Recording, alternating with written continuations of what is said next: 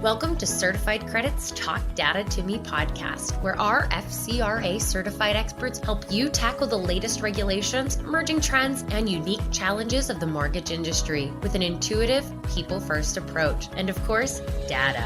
Because your business is built on more than just a score. Visit certifiedcredit.com for more information. Certified Credit helps you hone your best practices from lead generation to post-closing QC and everything in between. Hello, this is Alizabeth Leng-Barton of Certified Credit's Talk Data to Me podcast, and today we are joined by the wonderful Ashley Gravano, coffee connoisseur and VP of Product Solutions at Mortgage Cadence. How are you, Ashley? I'm great. How are you guys? Good, very good. So great to talk to you. Yeah, we're very excited to have you here, Ashley. And as usual, you have the lovely Nicole Mattiello also joining us today. So, Ashley, for those who aren't familiar with what you're doing, your presence in the industry, can you tell us a little bit about yourself? Yeah, absolutely. So I've been in the industry since 1998. I fell into the mortgage industry because I know a lot of us joke about, did you, go to school for mortgage? And really, I think I've heard 3 out of all these years, 3 people say, yes, I went to school to be in mortgage. That's Not the hysterical. case for me. I started as a temp, actually, a PHH mortgage in 1998 in the mailroom. And here I am, aging myself all of these years later, from 1998. Now I'm a VP of Product Solutions at Mortgage Cadence. But through all of those years, I started in the mailroom and then I moved over to the appraisal department, moved from the appraisal department over to the title side of the business. So I was in the title space for quite some time. Did some account management. Then I was helped run a small title company for about 4 years. So I've been around, made it through 2008. I know that a lot of folks, with the way things are right now, are a little nervous. So I always like to say I'm wearing my 08 badge. Me too. Yeah, It's right so here. I made it through 08 and then Yep. landed at Cadence about 4 years ago, moved over to the tech side. So plethora Really worked your way of- up. yeah. Have you ever heard of How to Succeed in Business Without Really Trying? No, I have Okay, not. so it's a musical and it's all about this guy who kind of falls into a job in a mailroom and his whole entire goal is to work his way up. So Right. you've succeeded in the mortgage industry. I'm sure you tried a little You probably bit, did but, try. Yes. I always say it's put in like, the hard work. the girl version of, Secret of My Success with, is that Michael J. Fox? Is that him? Oh, Do you guys yeah, remember yeah. that? I'm Mhm. aging myself on that too. So it was like one of those 90s comedies where he was working in the mailroom and somehow put a suit on one day and they thought he was like some executive and he would change from his mailroom clothes to suits, and it was pretty funny. So I like to say that a lot, but most of the time though has been spent in kind of the client management relationship Mhm. building piece. That's kind of my sweet spot. So although I love the tech and the title space, building those relationships and networking and connecting people, even when I don't benefit from it, Mhm. is where my passion lies. So Yeah. Absolutely. And I think one of the things that, we were talking about a little bit before this was that idea of our customer experience is built on the concept of one workflow, of creating that seamless process for your lenders and for your borrowers. So we're hearing that buzzword, one workflow. I know back in the spring, we were hearing it at ICE. We're probably going to hear it at the upcoming MBA. So from your perspective and your experience, what is that concept of one workflow truly? well, from the technology space, I'll use that spin since I'm in the mortgage tech now. You have a lot of lenders that are kind of piecemealing their tech, right? They may use one LOS, they may use a different POS, they might use a different closing technology, then they have the e-sign technology. So for me, with my experience, when you have a lender that has all of these different pieces of technology kind of mushed together in one bowl, it's so easy for things to spill over or be missed. You have all these different contacts that you're having to deal with, one for your point of sale, one for your LOS. So what we really strive to do at Cadence, and what I think is best for any lender out there, again my opinion, is working with a company that is an end-to-end solution. So you're talking about the one workflow, I'm talking of kind of an end-to-end solution. So you've got the LOS all the way down through the closing piece in one piece of technology, right? It's not one piece, but Right. if you're following, because then that way you have, one point of contact. You have, if something, God forbid, we're supposed to happen to the technology and you're scrambling, you're not trying to reach out to all of these different point of contacts to figure out what's going on. So I think the experience for the borrower plus the lender is a lot better when you're on the seamless technology that's, end-to-end Yeah. solution. So basically, and I mean, forgive me because we don't live as much in this space, of course, as you do, but it sounds like it kind of comes down to the continuity, right? Like it's whatever you're doing is kind of going to have this. Is it about the look and feel? Is it really like when you're in the systems, they kind of feel the same, they look the same, or is it Yeah. more just kind of the organization and that pathway?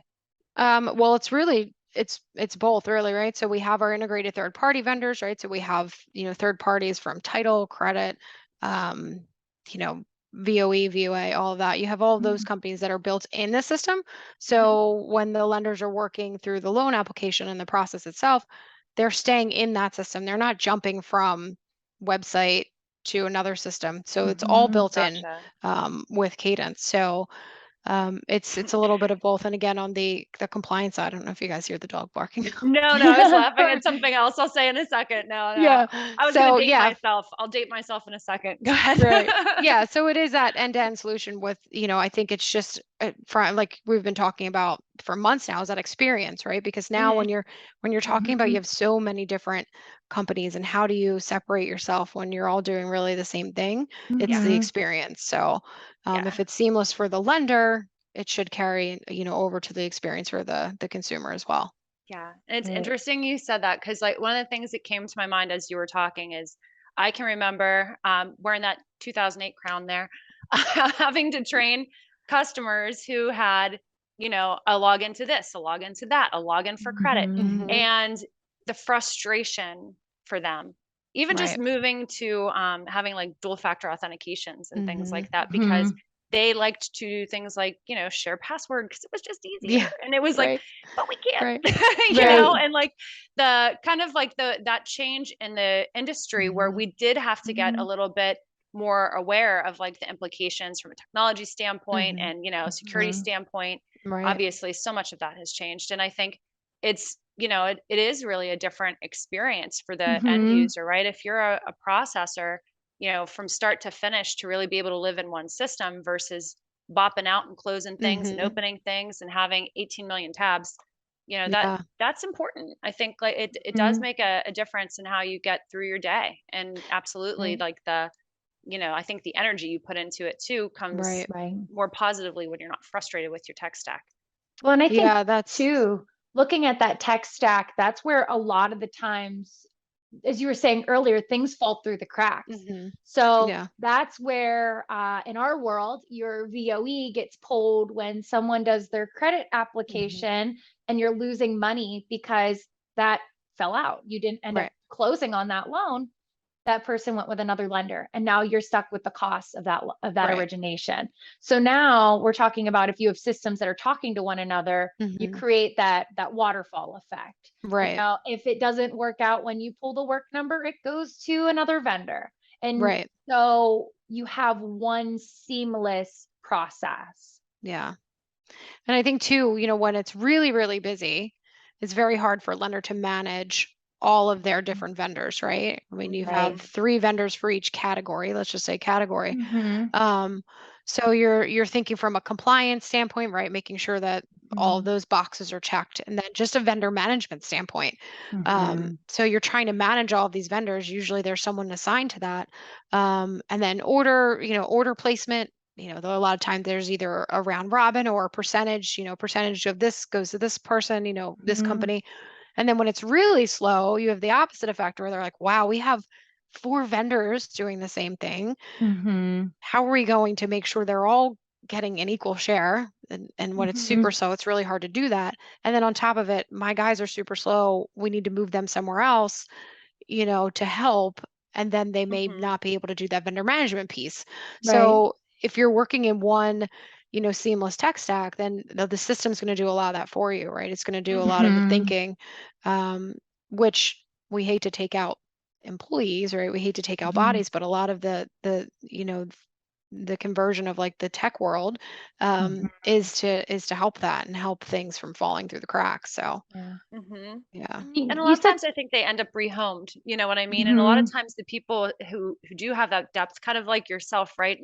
I had the same experience where I ended up in a lot of different types of roles throughout my career. And, Yeah. I'm not too far behind you. If you go back to my original days, it was collections back in 2003.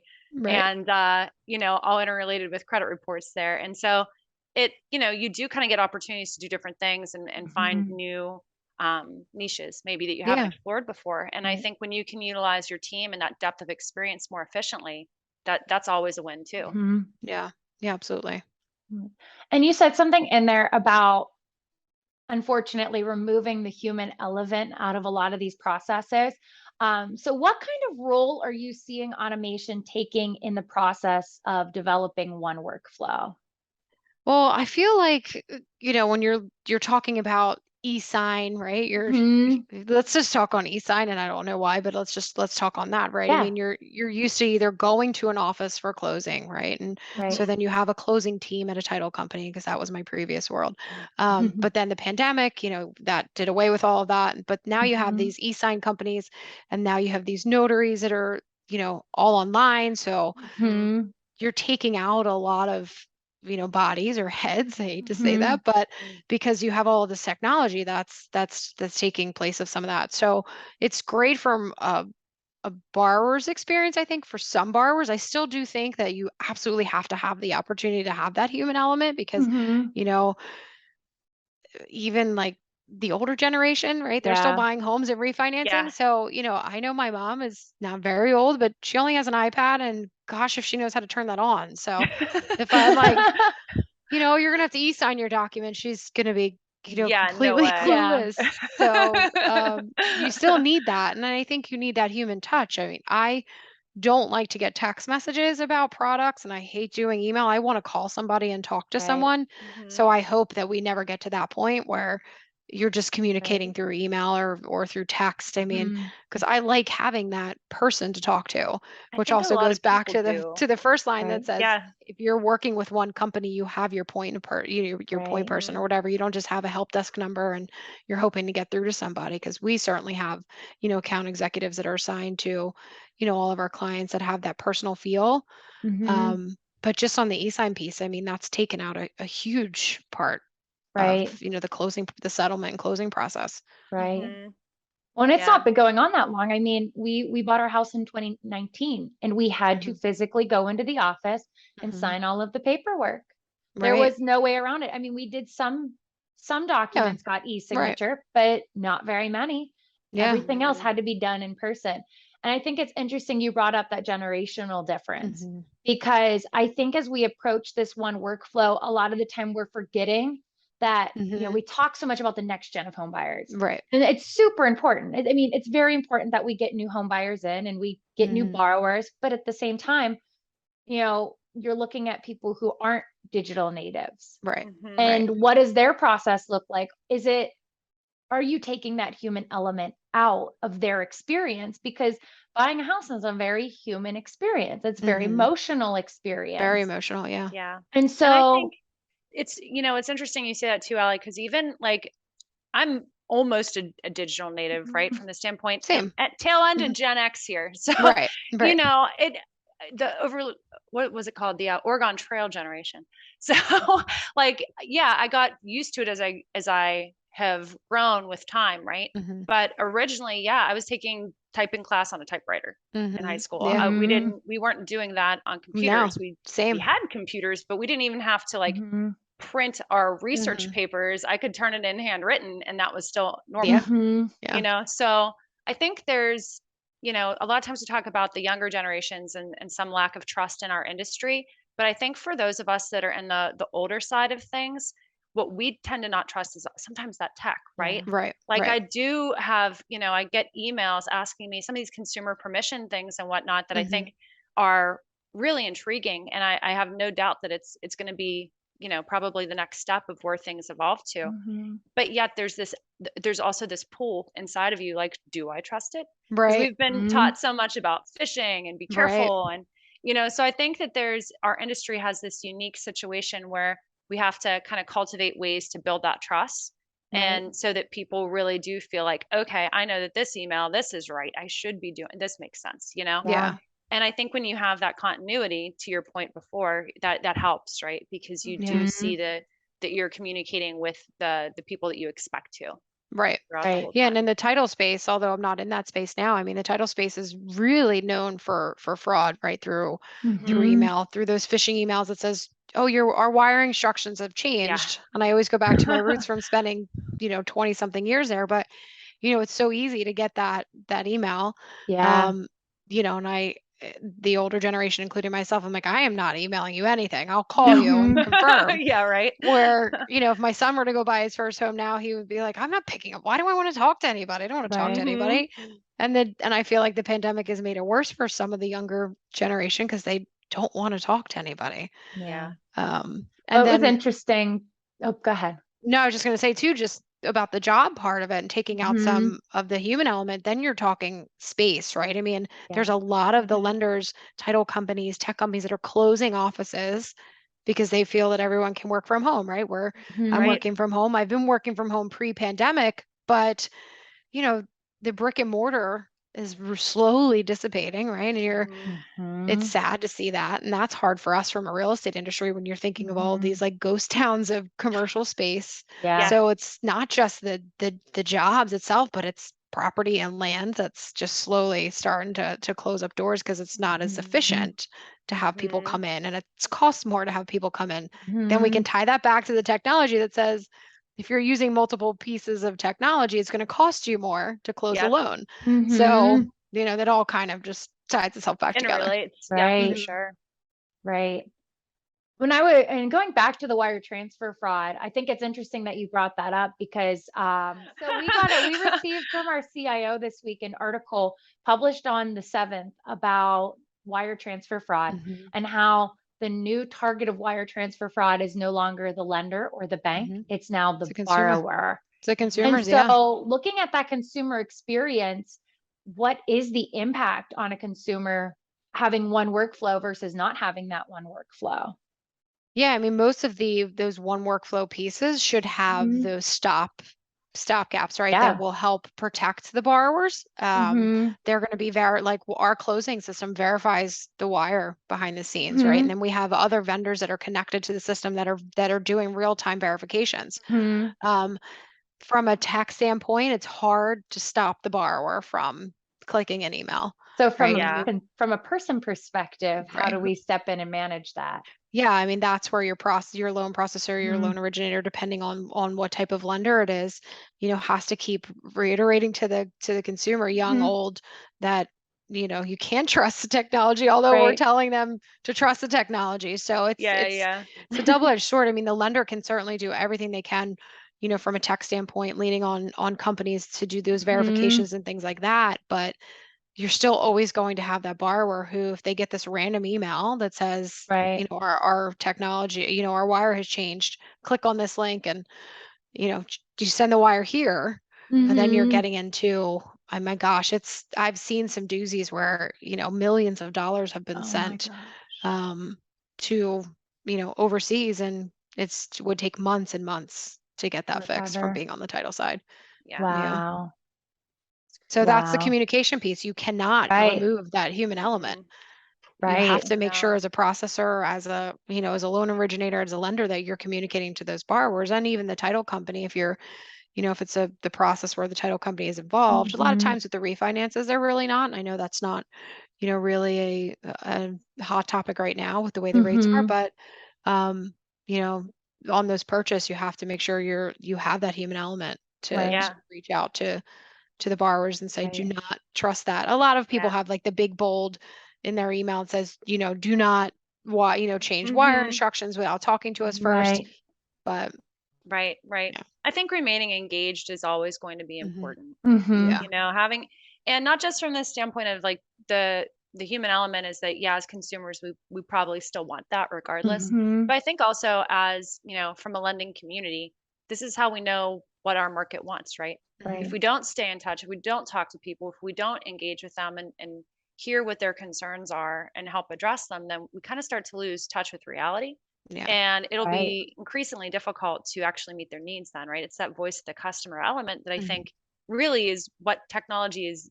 We're trying to solve that, right? We're Right. trying to Mhm. solve their concerns.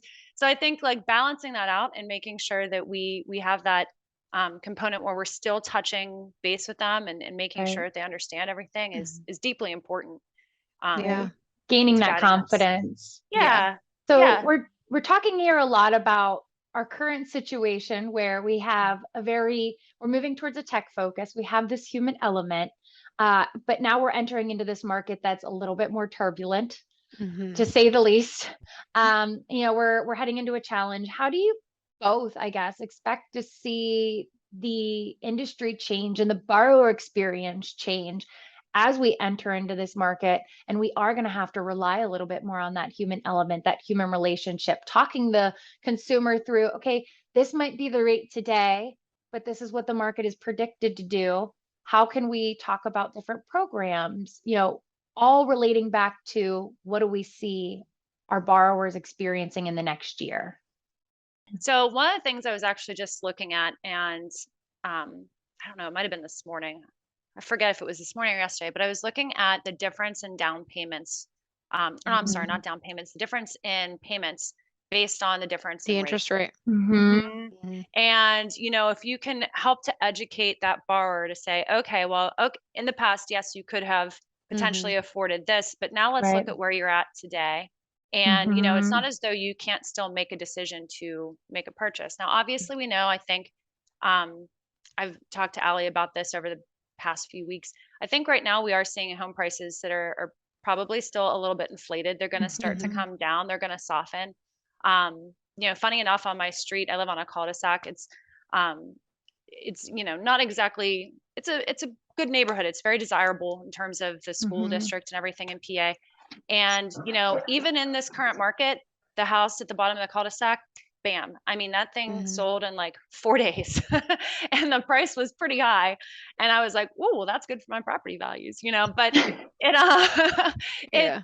I think we do have to be realistic about it, though. Still, it is going to change. It's not going to be the Mm-hmm. same over the course of the Mhm. next year, and what those might look like. But I think if you can help, the coach those borrowers to see what they can afford, and Right. one of the things that I always have kind of looked at too is, from a credit standpoint, are you actually going to get the best rate based on what your credit score is Mm-hmm. right now? Is there something we can do in order to kind of help through that? One of the things that we recommend to our customers is doing like a pre-qual soft pull, see where they're at. Right. Yeah. Start there, find out if you're on target, find out if there's things you can do with their credit to help improve it ahead of time. Mm-hmm. And then bring that over, and that protects you from trigger leads and everything else. But that helps you to then move into the situation where, okay, now I've got somebody that trusts me, believes that I'm looking out for their best interests, is going to help me. And then you can kind of coach them to make those good decisions and end Mm-hmm. up in their home. So, I mean, I think all of that is true. The other thing that, I really think back on myself is I bought my first house in 2003, and it was tiny, right? It was a starter home. I think it was a little over 900 square feet. Mm-hmm. And I mean, no basement. This was just one floor, tiny little Yeah. cottage, basically Mm-hmm. living. And it wasn't by any stretch everything I ever hoped for, right? I Right. knew going in, okay, this is what I can reasonably afford today. Yeah. And Mm-hmm. this isn't my forever home. This is a home to get me started. And Right. I'm going to work towards whatever comes next.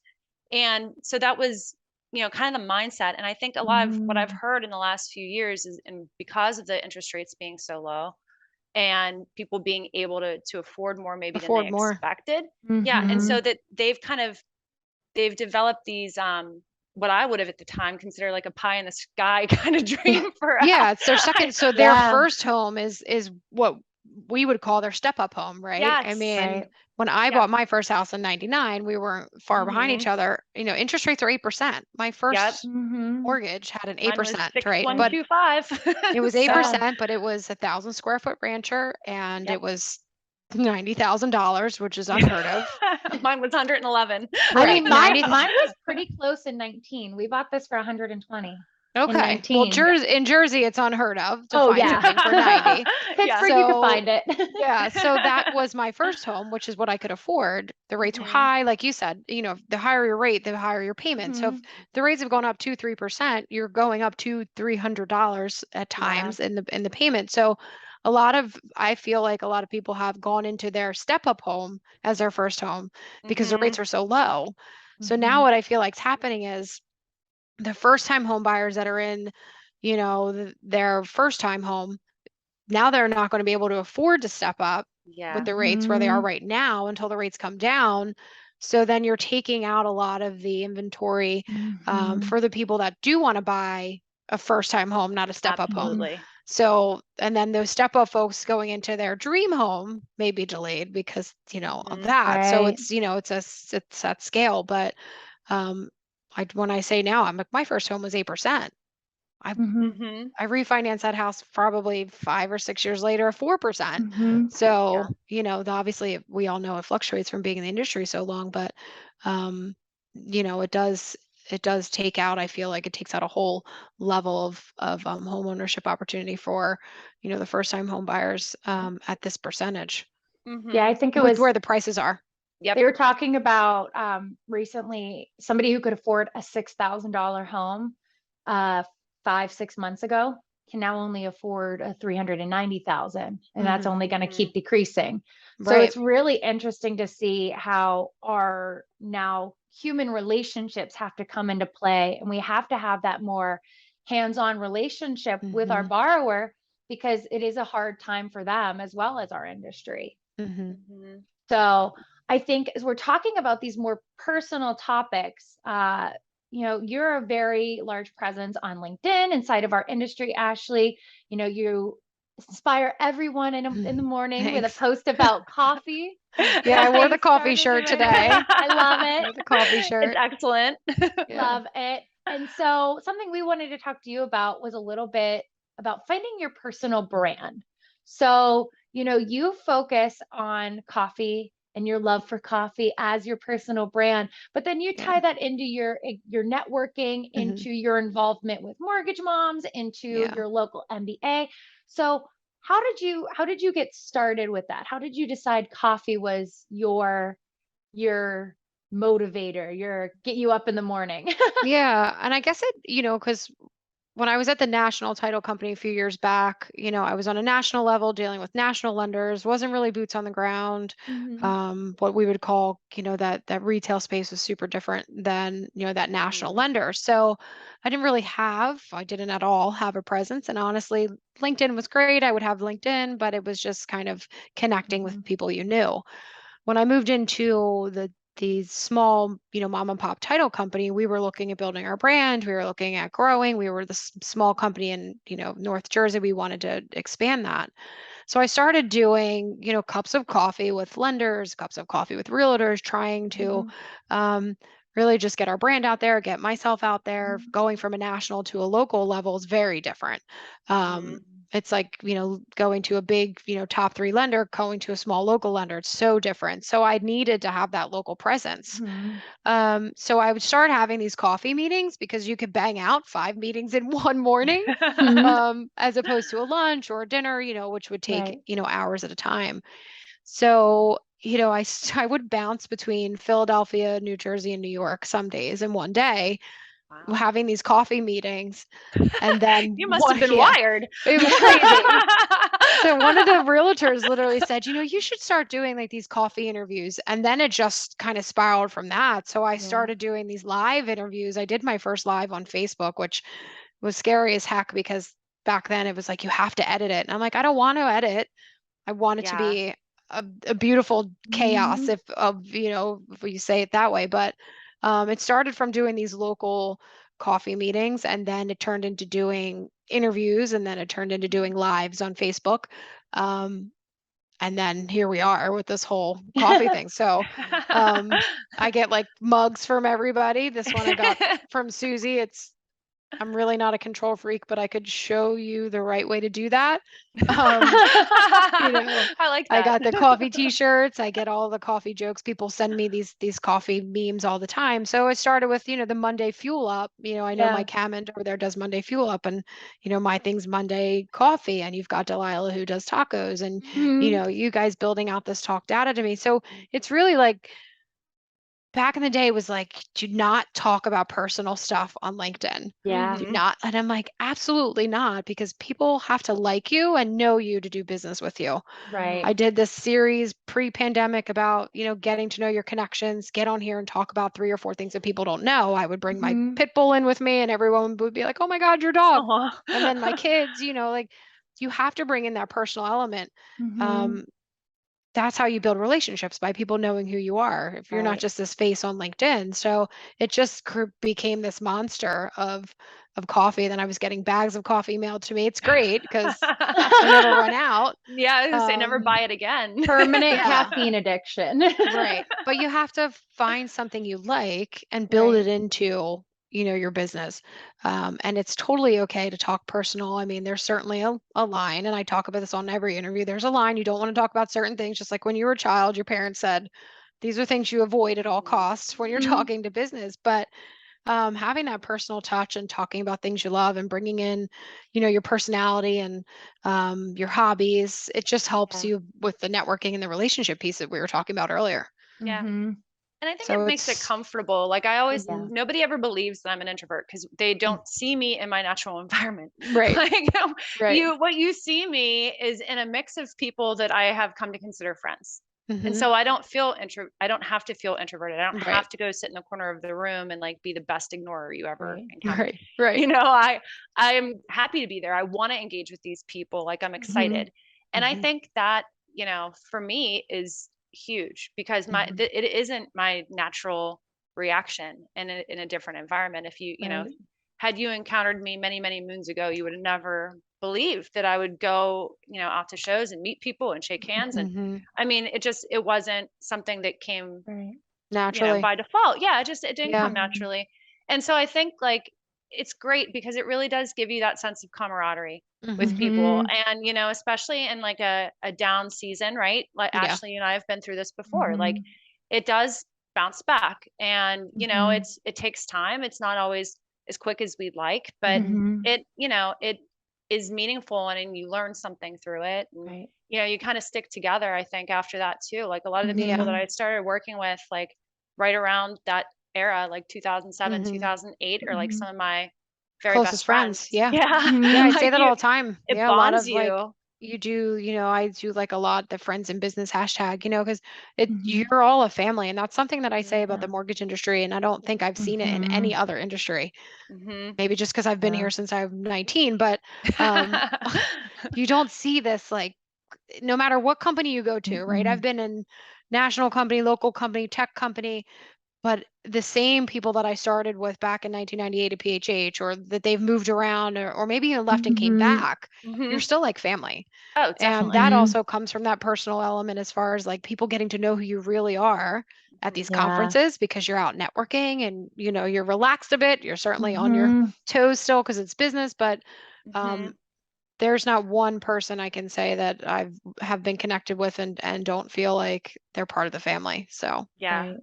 Yeah, I can tell you, coming from the tech industry, where it was, we were focused on SaaS solutions and really the heart of technology, not a specific industry. There is not the same feeling. There's not the same camaraderie. There's everybody in the mortgage industry wants to support others, because at the end of the day, and I think we were talking a little bit about this with Raquel, that at the end of the day, we're all here to get a borrower in a home. We're all here to serve the same purpose. So, whether you decide to go with this company or that company, hey, no hard feelings, because at the end of the day, you as a lender helped get a borrower in a home. Yeah. And that's our goal. Yeah. There's a lot of passion in this industry. I feel like it's not, because we don't go to school for this, right? Like, that's what makes you stick, though. You liked it. you felt like you were making a difference. And Yeah. so Mm. it was a bigger draw than maybe whatever you did think you were going to go into Right. for a career. And it, okay, I fell into it. Who didn't, honestly? Right. I think, Yeah. to your point, like, I don't think you're going to find many out there Right. who Mhm. set out to do this when they were, 5 years old. I want to be a mortgage broker. Yeah, yeah. One day I'm going to inspire my children to be a Yeah. mortgage broker. Yeah. Just so that there's not one person that did it. There'll be one. Yeah. I might do it with my kids. My kids are like so interested in everything we do. It's ridiculous. But Yeah. hopefully that'll pay off in their financial futures Yeah. with making good credit decisions. So Yeah. I brought my son's girlfriend into the business. She started out about 2.5 years ago as customer service for PHH Mortgage, and my son's like, nice. "Oh my God, you're bringing her in!" I'm like, "Yes, Yeah. I'm bringing her in." And it's certainly an industry that, although these days it's very encouraged to have a college degree, Mhm. I feel like there is an opportunity for folks that are not meant for college. I mean, Absolutely. I don't openly talk about it, but I didn't go to college. I went to the College of Mortgage, right? I came here at Mhm. 19, and this is an industry too that allows, you've got companies like Namba and things like that are bringing in the younger Mhm. generation that really aren't sure what they want to do. And there's so many different ways you can go. You can go So marketing, you many. can go, Yeah. to the processing, you can go underwriting. There's so many places, tech, credit, that you can go Mhm. to, um, which you can't really do that in a lot of other Right. industries either without a Right. degree, Right. if you're not, one of those college kids like I was not. Yeah. So And I think actually, just my own personal opinion, I did go to college, but for a degree I'm obviously not using, music education. And you know, do I pull on pieces of that? Sure. You know what yeah. I mean? From an educational Hmm. perspective, I do.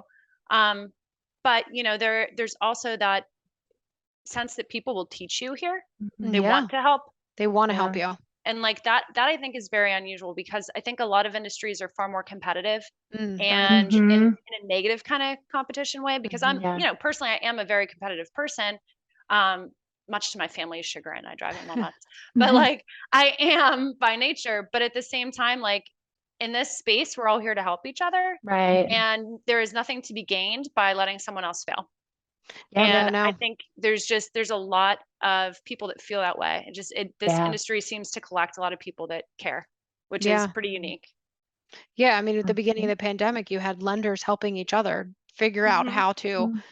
get them on this, work from home disaster in the beginning. Mhm. So, Yeah. and like you said, you wouldn't really see that. I mean, I would do some weekly networking calls with some big time leaders in the industry, and they're telling each other how to help, like what to do to, Mhm. they're helping each other. And that's just something that you don't really see, like you said. So, Yeah. um, It's Yeah. it's really uniquely great. collaborative, which I think Hmm. is something that I really enjoy because it really does create like a wider team, Yeah. right? Right. It's not just, you are of course your own individual group team or what, your company team or whatever the case may be, but then I think there's also the sense of, hey, we're all in this together, and it is a roller coaster ride at times. Hmm. So, Yeah. Absolutely. you Yeah. kind of you've learned along the way, and you're willing to share it with others. So, it's kind of cool. Yeah. Yeah, very much. Well, ladies, I think this leaves us at a perfect point to say adieu. But I thank you so much for joining us, Ashley. It was Thank you wonderful for talking having with me. you a little bit about one workflow, talking about personal relationships, and then learning the passion behind your coffee memes. Yeah. Glad to know the backstory now. Yeah, All that's right, very guys. cool. All And right. I Talk to have you Well, one for soon. you. I'm gonna send you one as soon as we get off the phone. Okay. and I if you would saved it like to this follow, morning, actually. if you'd like to So, follow Ashley, she is on LinkedIn. Ashley, do you have any other platforms that people can find you on? I'm on Instagram and Facebook as well, but LinkedIn, I always tell everyone when they're trying to find what network before we close, but what network do I use? I'm like, you want to go where your audience is. So Yep. LinkedIn's probably the best place to reach me. Mhm. But I am also on Instagram and Facebook. Awesome. Well, I will put that in the show notes. So thank you so much, Ashley. And thank you, Nicole, as well for joining us today. thank you. All right. Bye, guys. Bye. Thanks for listening to Certified Credit's Talk Data to Me podcast.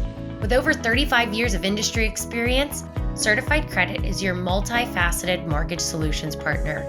Learn how our commitment to passionate service, innovative products, and superior technology create a more profitable and efficient lending environment for our clients at certifiedcredit.com. Certified Credit, more than just a score.